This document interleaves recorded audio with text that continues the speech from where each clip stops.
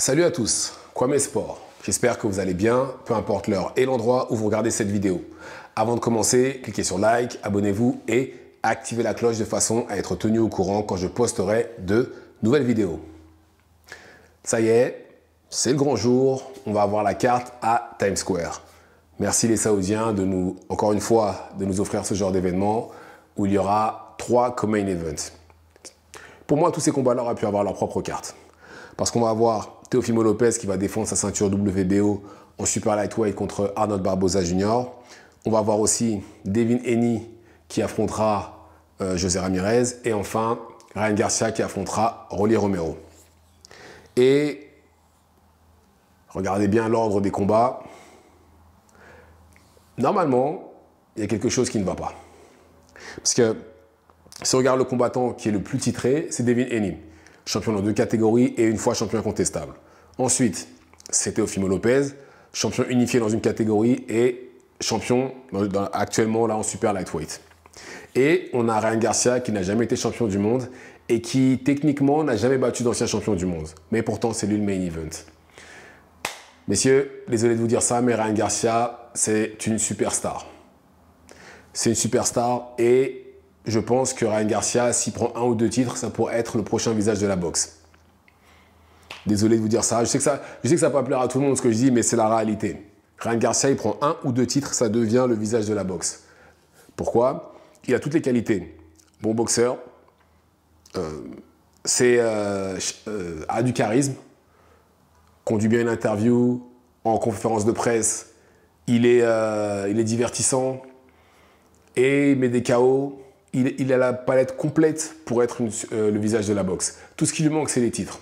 C'est absolument tout ce qui lui manque. Parce que comment vous pouvez expliquer que Ryan Garcia, il y a 1 an à peu près, se soit fait attraper pour dopage, n'a pas combattu, le combat contre Devin Haney, qui à la base était une victoire pour lui, est devenu un no contest, mais pourtant, Devin Haney est le co-main event de son combat. Comment est-ce que vous pouvez expliquer ça?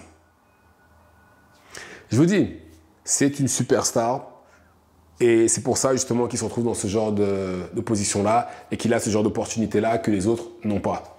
Et en plus de ça, si j'ai bien compris, s'il bat Rolly Romero, il va se retrouver en position. Bon, après, c'est pas dit qu'il le fasse. Hein. C'est pas dit non plus que ce soit une promenade de santé, même si je pense qu'il devrait le battre.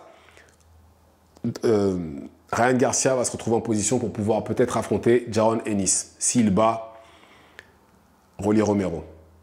Je ne sais pas si vous vous rendez compte de comment les choses vont très vite. Parce que si vous regardez ces 3 derniers combats, il y a une défaite par TKO contre Gervonta Davis. Ensuite, il a gagné contre Duarte et un no contest contre Devin Haney.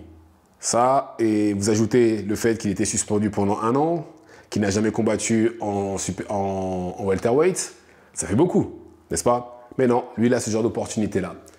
Il va affronter Rolly Romero. Hop.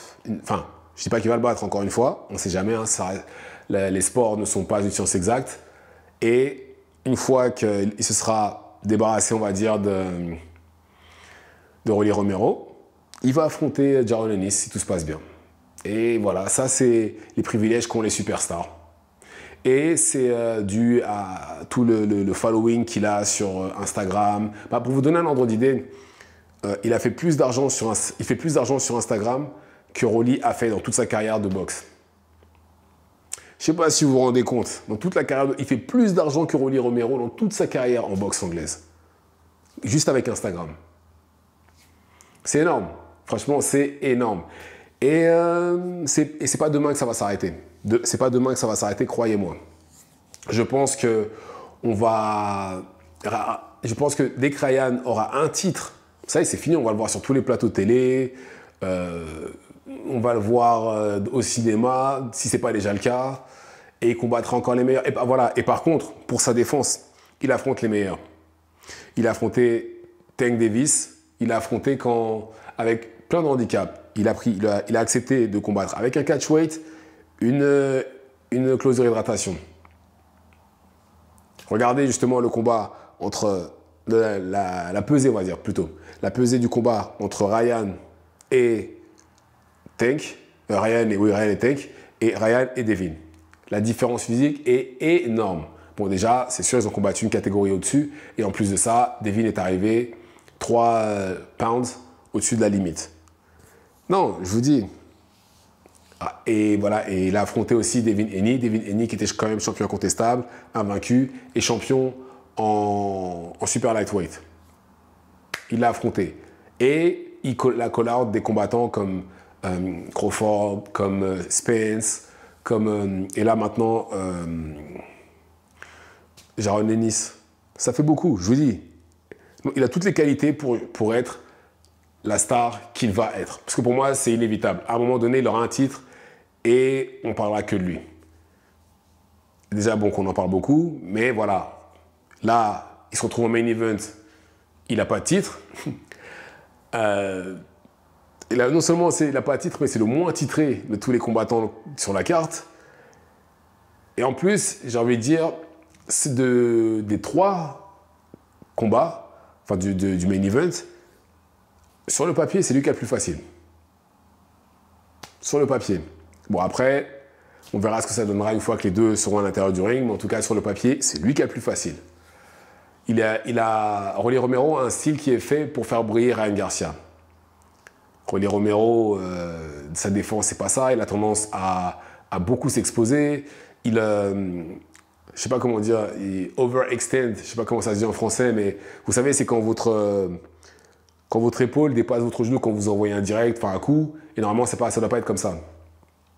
Ça, justement, c'est fait pour perdre ça, ce genre de position-là. Et Rolly Romero, c'est un expert pour ce genre de mouvement-là. Mais voilà, Rolly Romero a aussi des armes qui font que ça pourrait poser des problèmes à Ryan. Comme par exemple, il est très puissant.